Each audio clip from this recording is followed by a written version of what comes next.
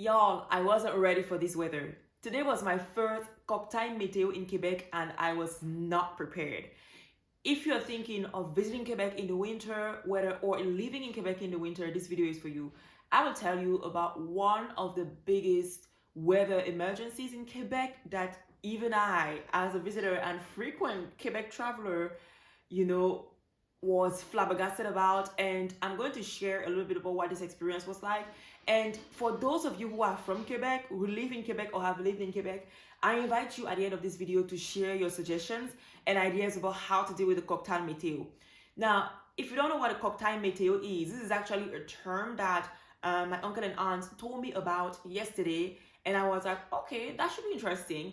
But a Cocktail Météo is a weather emergency where we anticipate not just snow, but snow, icing rain, wind, all throughout the same day at different times. So that's why it's called a cocktail, right? Because you're going to be mixing or experiencing different weathers throughout the day.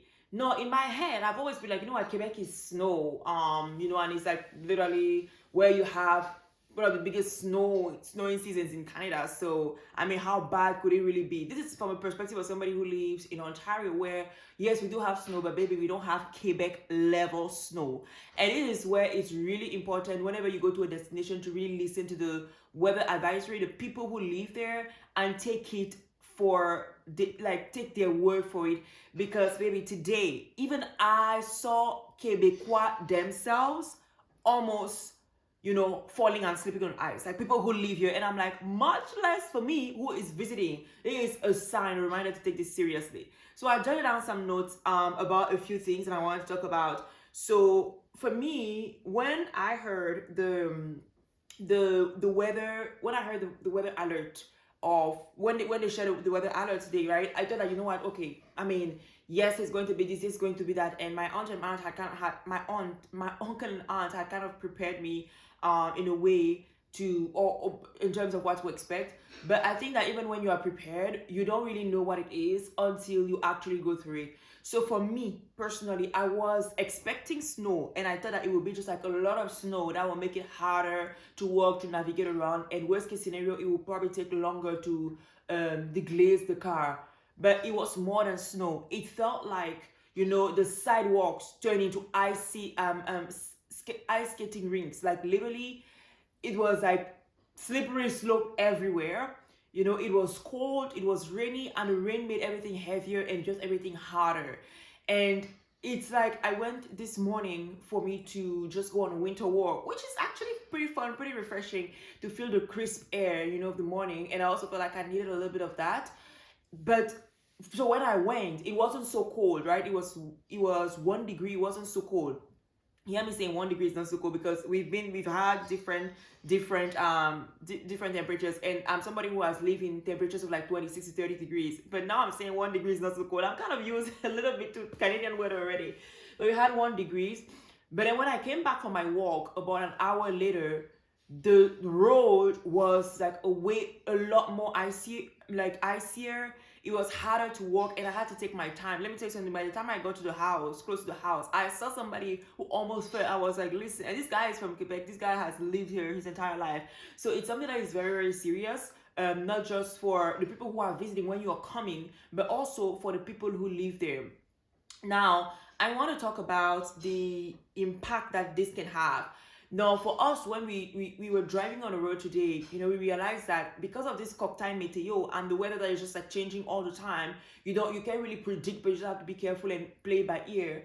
It makes it harder for you to plan your day. And one thing that I noticed is that Quebecois are already aware of that. They know that when there's going to be a Cocktail Météo, we just have to take it 1 hour at a time, 2 hours at a time, because we know what we can expect. Like we know how bad this can get and how dangerous this can get.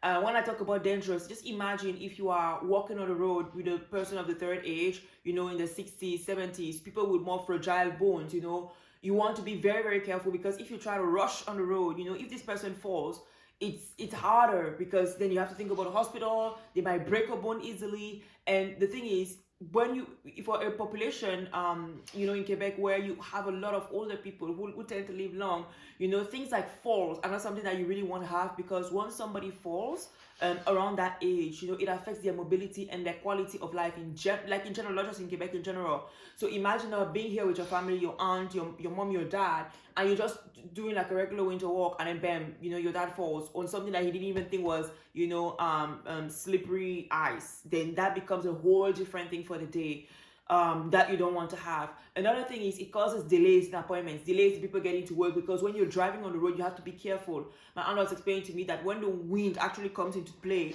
you really have to hold your steering wheel and really be careful and make sure, your car is on snow mode and slippery road, verglas, icy rain mode, because you can easily, like you say in French, tu peux déraper carrément. You can easily just go off the road, without you even realizing, when it's like the wind and like there's all this ice on the road.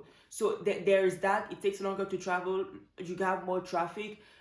We even saw it. They showed it. It was so serious that they showed it on the news. There were like delays, on the delays by up at least 13% of flights, right? Because even on the tarmac to go like departures and landing, when the planes have to like do the whole thing like before they take off on the sur la piste des avions, it's just hard. Like they have to be careful, not just on land, but also even when they go up, because the visibility, when you have a lot of snow and a lot of fog, the visibility is affected.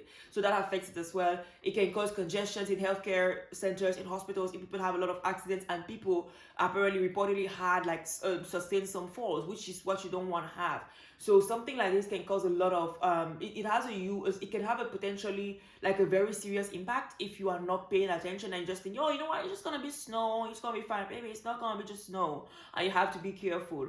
For me personally, when I was walking, at some point when I realized that the road was actually getting very slippery, I was just like, oh, don't make me fall, don't make me fall, don't make me, because you really don't want to fall, right?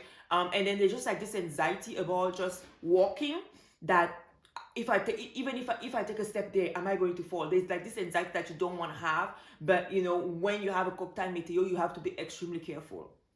Now, for me, I want to share a few tips on how I kind of like managed today with the help of my aunt and uncle, who are like real Quebecois.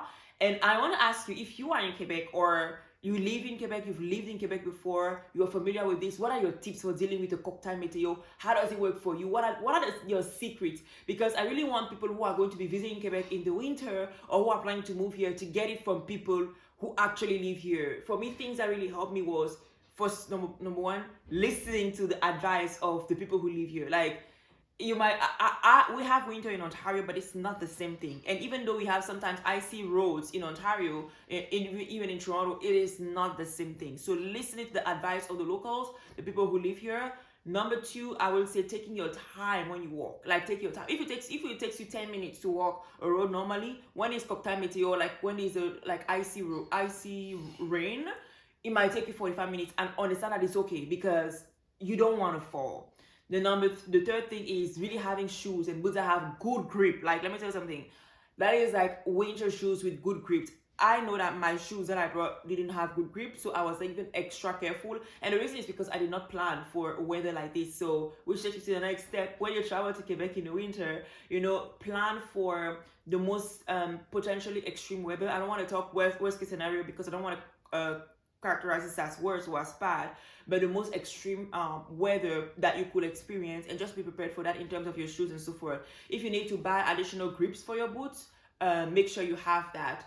And finally, if you don't need to move urgently, like on a specific day when there's this Cocktail Météo, like if you don't need to travel, don't. Because you at 8 a.m. the weather can be one thing, and then at 11 a.m. it can be something completely different. So you might actually leave your house and be like, oh, you know what, I'm fine.